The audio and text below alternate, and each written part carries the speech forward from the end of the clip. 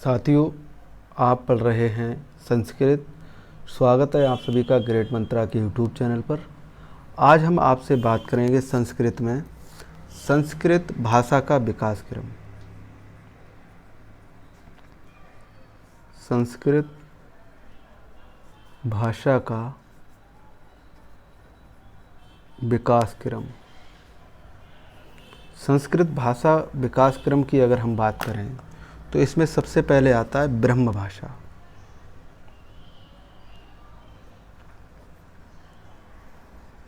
फिर ये पिरड़ो भाषा, फिर देव भाषा, फिर आर्ष भाषा और फिर आती है लोक भाषा।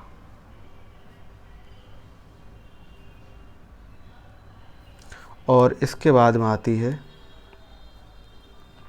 वेद भाषा।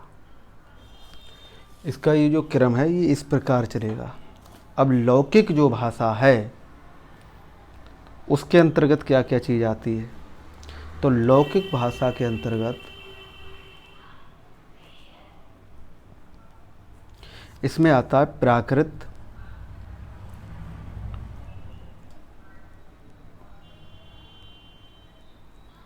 जो अपभ्रंश जिसे हम बोलते हैं, अपभ्रंश या विकृत, ये जैन धर्म में इसे माना जाता है। फिर हमारी आती है पाली, जिसे विशुद्ध भाषा माना जाता है, विशुद्ध संस्कृत भाषा, जो बौद्ध जो धर्म ग्रंथ हैं उसमें मिलता है। ये इस तरह से चलेगी। फिर अगर हम आगे बात करें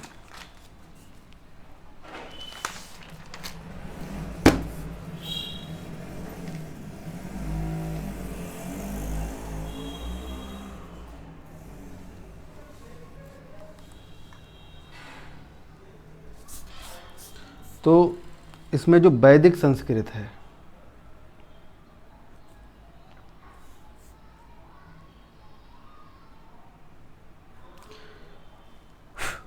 तो वैदिक संस्कृत के अंतर्गत पाणिनि के अनुसार, पाणिनि के अनुसार छंद हैं। और ये जो लौकिक भाषा है,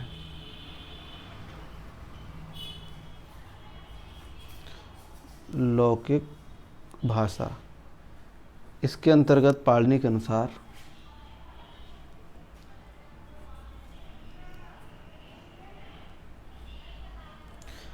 इसमें भाषा आ जाएगी।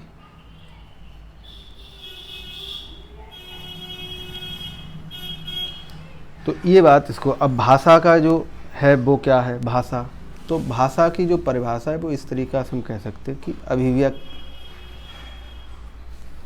करने वाली भाषा कहलाती है, भाषा है। फिर हम ये कह सकते हैं भाषा, ये जो भास धातु से और अच इसमें प्रत्यय और क्या बोलते हैं, ये भाषा बन जाती है। फिर जो भास बनता है, ये जो भास बनता है, इसी भास में क्या होता है, टाप का स्त्री प्रत्यय जो होता है वो हट जाएगा और आ का आगम होके ये भाषा इस तरीका से ये बनती है। तो ये इस तरीका से जब चलेगा तो इसके अंतर्गत फिर भाषा के पर्यायवाची अगर वो पूछे,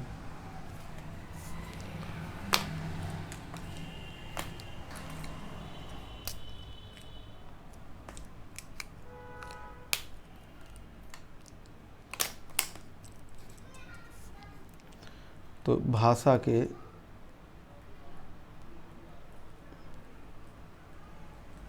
पर्यायवाची,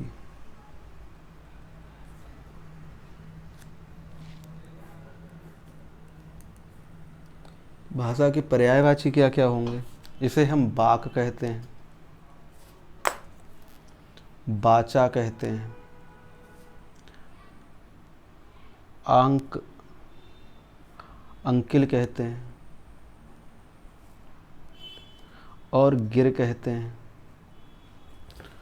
गिरा कहते हैं, और ग्रीबा कहते हैं, और इसे हम भारती भी कहते हैं और बोली भी कहते हैं। तो ये पर्यायवाची हो जाएंगे।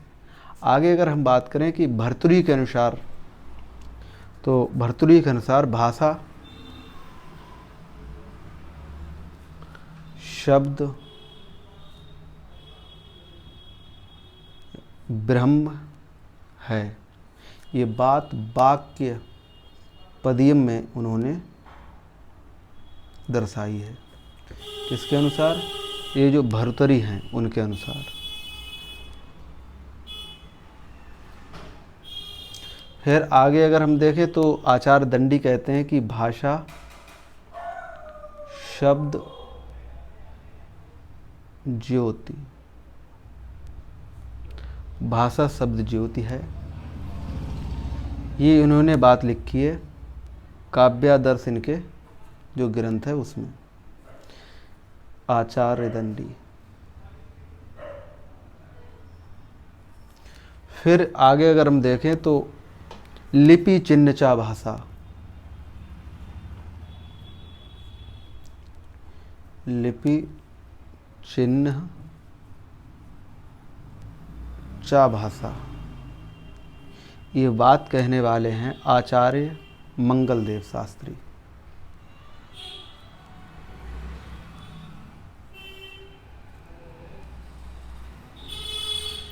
आचार्य मंगलदेव शास्त्री ये कहते हैं कि लिपि चिन्हचा भाषा, और आचार्य यास्क ने इसे कहा है कि व्यक्ततावाची, व्यक्ततावाचिचा भाषा। एक बात कह रहे हैं आचार्य यास्क। भाषा के विकास क्रम में ये जो हमने अभी पढ़ा है, ये संस्कृत भाषा के विकास क्रम में फिर एक चीज़ और आती है। इसमें सबसे पहले आता है स्फोट, फिर स्फोट के बाद आता है ध्वनि, फिर ध्वनि के बाद आती है वर्ण, और वर्ण के बाद आता है शब्द, और शब्द के बाद आते हैं पद, और पद के बाद आते हैं वाक्य, और वाक्य के बाद आते हैं अर्थ। इस प्रकार से ये चलेगा। अब ये जो स्फोट है ये क्या होता है? यह टकराव कहलाता है। टकराव, स्फोट को हम टकराव कहते हैं। प्राण वायु का जो कोमल अंगु तालु से जब टकराता है तो उसके लिए हम टकराव कहते हैं। फिर जो ध्वनि है वो क्या है? स्फोट द्वारा उत्पन्न श्रव्य विषय वस्तु, स्फोट द्वारा उत्पन्न, स्फोट द्वारा उत्पन्न श्रव्य विषय वस्तु। फिर ये जो वर्ण है ये क्या है? ये स्वर एवं स्वर युक्त व्यंजन।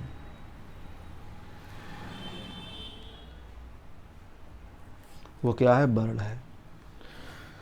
फिर हम अगर शब्द की बात करें तो स्वर और इसमें वर्णों का सार्थक समूह, स्वर एवं व्यंजन के वर्णों का सार्थक समूह। फिर ये जो पद है, तो जो पद है वो प्रत्येक शब्द रूप एवं धातु रूप।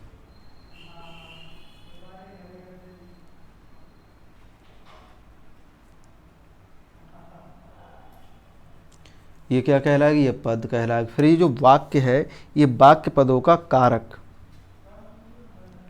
वाक्य पदों का कारक नियमानुसार प्रयोग। फिर जो हमारा अर्थ है तो एक लौकिक होता है और एक अलौकिक होता है।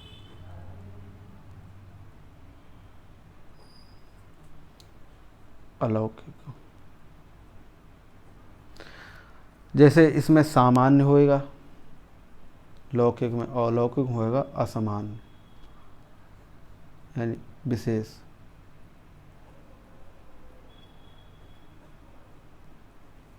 ये इस तरीका से चलेगा। तो इसमें होता गया जो भाषा की लघुतम अगर इकाई वो पूछे, भाषा की लघुतम इकाई,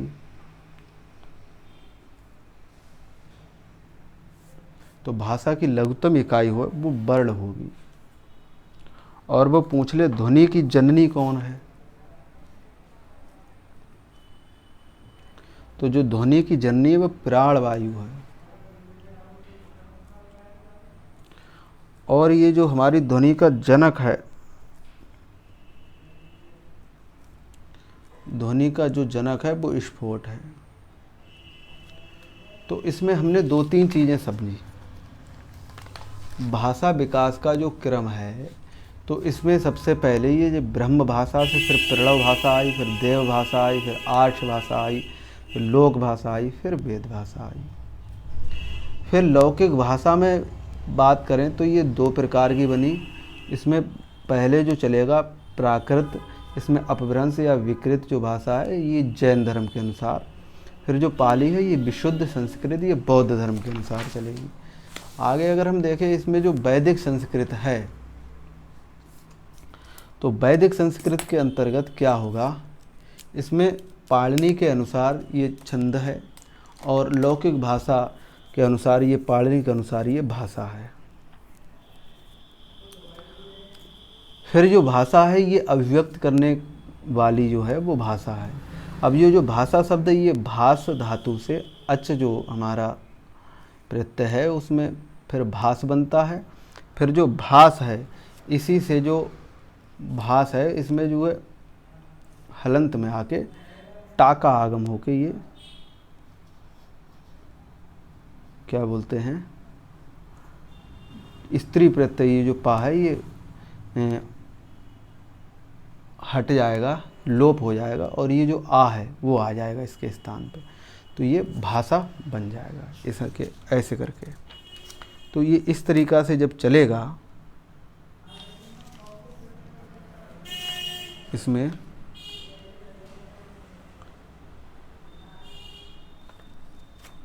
भाषा, इसमें गलती तो नहीं हो रही, हाँ सही है। तो ये ऐसे चलेगा।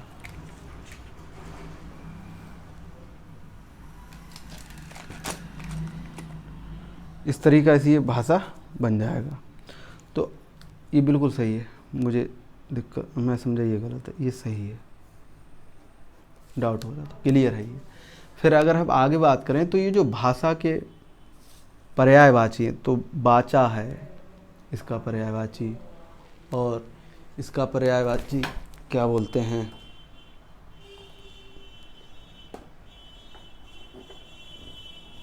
वाचा है, अंकिल है, गिर है, किरा है, और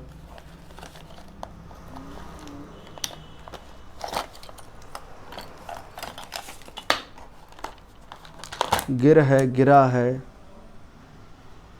गिरीबा है, गिरबा, और जो भारती है इसके साथ साथ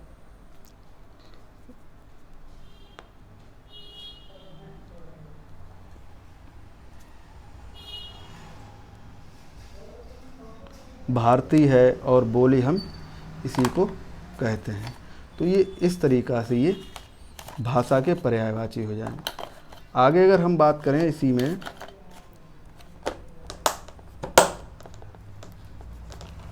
तो क्या होता है वो समझेंगे।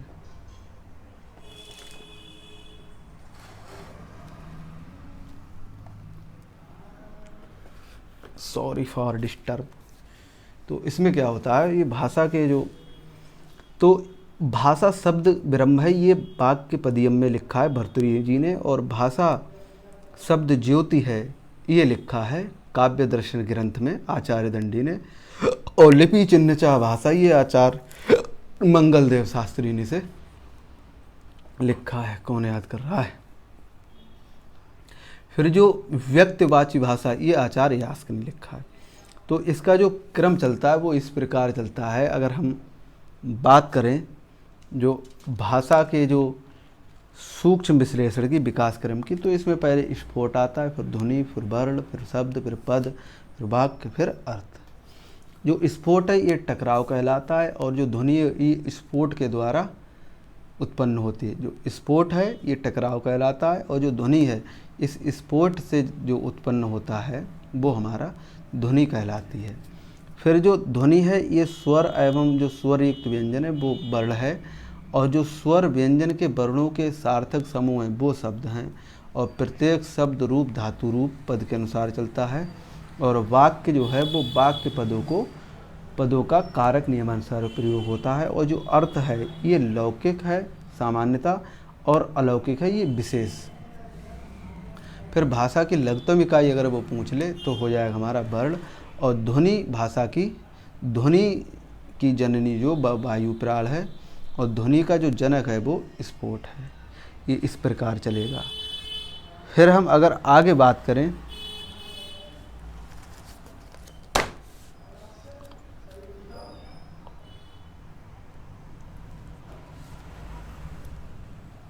इसमें क्या होता है,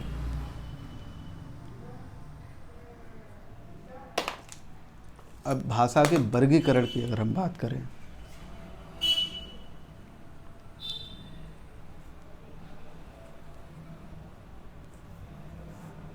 तो भाषा के वर्गीकरण में सबसे पहले ये अभिव्यक्ति के आधार पर हो जाएगी, फिर रचना के आधार पर, और फिर भाष्यकार के अनुसार अगर हम इसे देखें तो कैसे ये चले। तो सबसे पहले ये अभिव्यक्ति के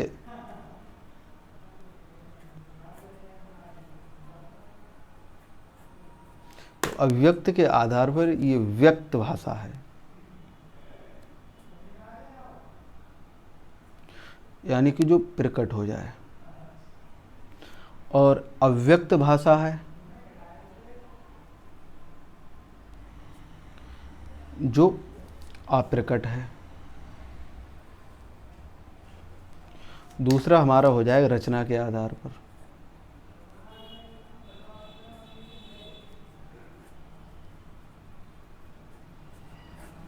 तो रचना के आधार पर ये साहित्य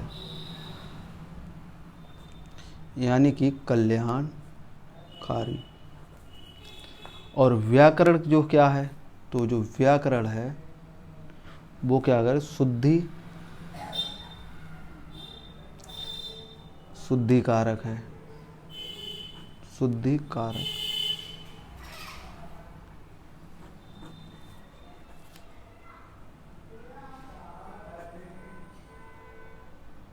शुद्धिकारक।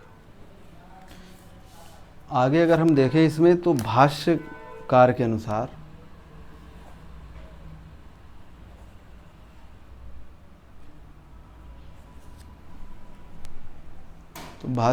अनुसार ये क्या है, तो ये परा है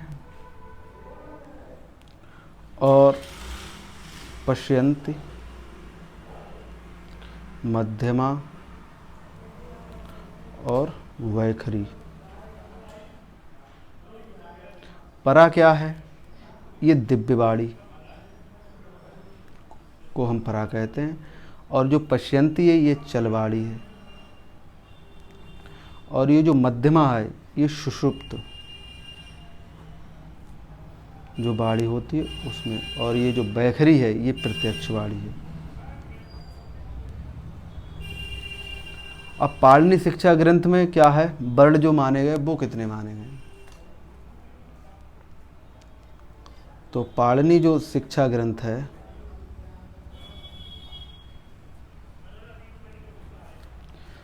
संस्कृत का, तो 63 और 64 माने गए। ये क्लियर करूंगा मैं कि ये 63 और 64 कैसे हैं। इसमें सबसे पहले अगर हम देखें तो जो श्रेष्ठ वैदिक व्याकरण जो है वो हो जाएगा हमारा व्याकरण शास्त्री कहलाता है। और श्रेष्ठ लौकिक जो व्याकरण शास्त्री है, नहीं, जो श्रेष्ठ वैदिक व्याकरण जो हैं वो 8 हैं और श्रेष्ठ लौकिक व्याकरण हैं वो 9 हैं, और सर्वश्रेष्ठ जो वैदिक व्याकरण है वो देवराज इंद्र हैं। और फिर ये जो सर्वश्रेष्ठ लौकिक व्याकरण है ये सूत्रकार पाणिनि के अनुसार ये चलते हैं। तो संस्कृत व्याकरण का परिचय के संबंध में अगर हम बात करें तो देखो क्या चलता है।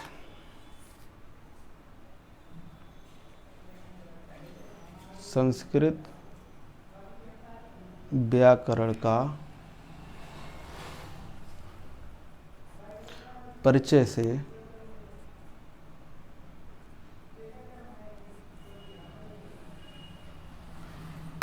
इसमें क्या होता है, ये जो व्याकरण है इसमें 2 चलते हैं। एक चलता है हमारा विशिष्ट तत्व और दूसरा इसमें चलता है लौकिक तत्व, वो अन्य तत्व। तो व्याकरण की जो उत्पत्ति है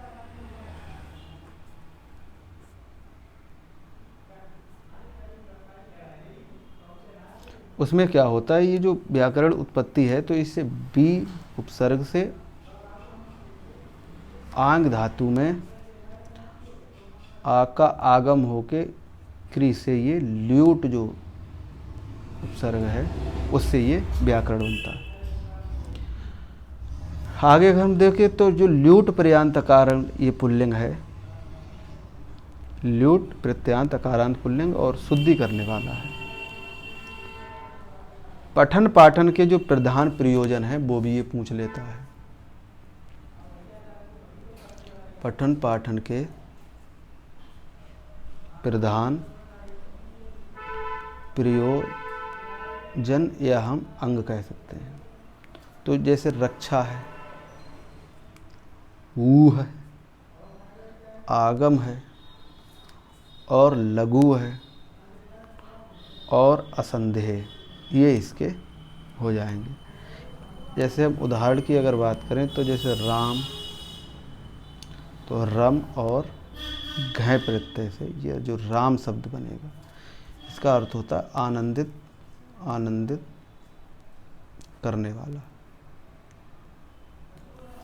अब ये जो राम है और ये जो रम है हलंत है, तो ये जो रम है ये धातु हो जाएगा और इसमें जो घन प्रत्यय लगाया है तो इसके जो मेल से ये बना है राम।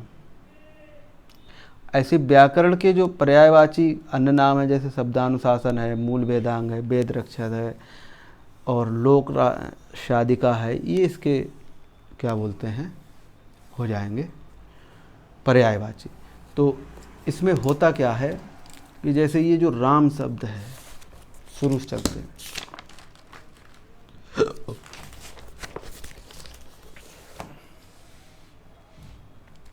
वह हमसे पूछ ले कि ब्रह्म भाषा और प्रणव भाषा और देव भाषा और आर्ष भाषा और लोक भाषा और ये जो वेद भाषा है ये क्या है, तो ये संस्कृत भाषा का विकास क्रम है। फिर ये पूछ रहे लौकिक भाषा क्या है, तो हम कहेंगे लौकिक भाषा में 2 चीज़ें चलती हैं। पहले ये प्राकृत थी, फिर ये अपभ्रंश या विकृत होकर ये जैन धर्म के अनुसार है। फिर ये जो पाली है ये विशुद्ध संस्कृत है जो बौद्ध धर्म के रीत के अनुसार या बौद्धों के अनुसार चलती है। फिर अगर हम आगे बात करें कि वह पूछ लेगा कि वैदिक संस्कृत पाणिनि के अनुसार क्या कहलाता है, तो वो हमारा छंदस कहलाता है। अगर वो हमसे पूछ ले कि लौकिक भाषा क्या कहलाता है, तो पाणिनि के अनुसार ये भाषा कहलाता है। अब ये जो भाषा है ये है क्या है, तो ये जो अभिव्यक्ति करने का साधन है, क्या है, अभिव्यक्ति करने का साधन है। अब ये जो भाषा शब्द जो है ये कैसे करके ये चलता है, तो इसमें पूछ लेगा ये जो भास धातु है, अच हमारी ये जो प्रत्यय है और इसमें जो है टाप धातु में जो टाप जो प्रत्यय है उसका पा का लोप होकर ये आ का आगम हो जाएगा और भाषा ये बन जाएगी। फिर ये जो भाषा के पर्यायवाची हैं तो बाक है, बाचा है, अंकिल है, गिरी है, गिरा है, ग्रीवा है, भारती है, बोली है, ये इसके पर्यायवाची हो जाएंगे। पूछ लेगा कि जो भाषा शब्द ब्रह्म ये किसने कहा है, तो हम कहेंगे वाक्य पदियों में ये लिखा है भर्तृहरि जी ने। फिर वो पूछ लेगा भाषा शब्द ज्योति है ये किसके अनुसार, तो ये आचार्य दंडी के अनुसार है, काव्यादर्श जो ग्रंथ है उसमें।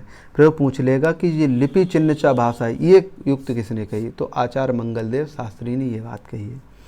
फिर वो पूछ लेगा कि जो व्यक्तवाची भाषा है वो क्या है, तो आचार्य यास्क ने इसे कहा। फिर वो पूछ लेगा कि जो भाषा का क्रम किस अनुसार चलता है, तो ये जो स्फोट है, ध्वनि है, वर्ण है, शब्द है, पद है, वाक्य है, अर्थ है, इसके ऐसे ये चलता है।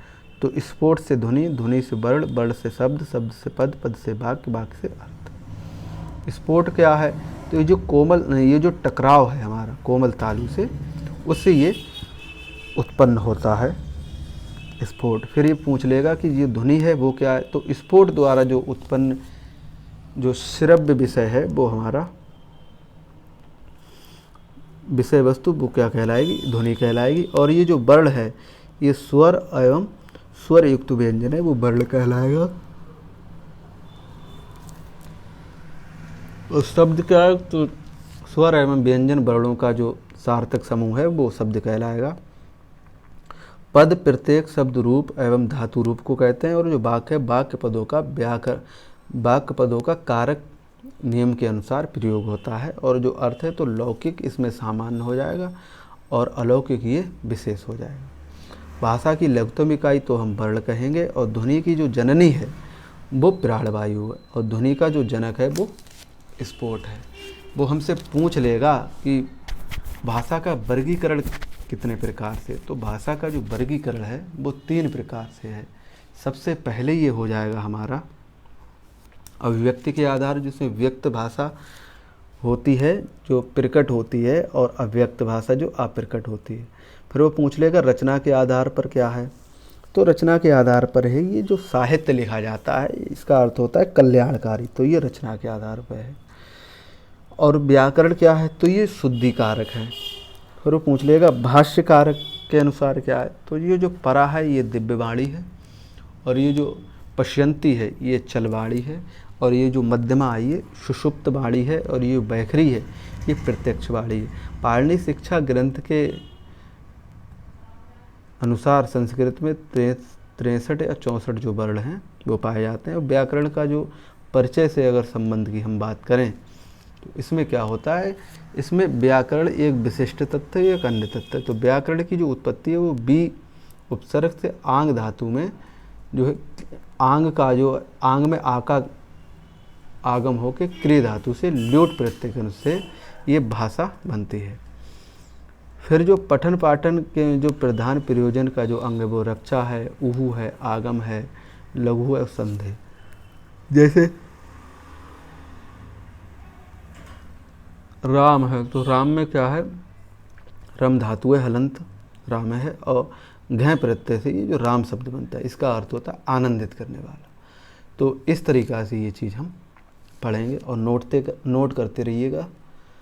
तो ये जो हम संस्कृत पढ़ रहे हैं ये अभी थोड़ा इसका रूपरेखा इस तरीक़ा से चलेगी, फिर इसके बाद में हम सीधे नया टॉपिक पकड़ेंगे। तो पढ़ते रहिएगा साथ ही इसी के साथ। हम मिलेंगे नेक्स्ट लेक्चर में, तब तक के लिए जय हिंद।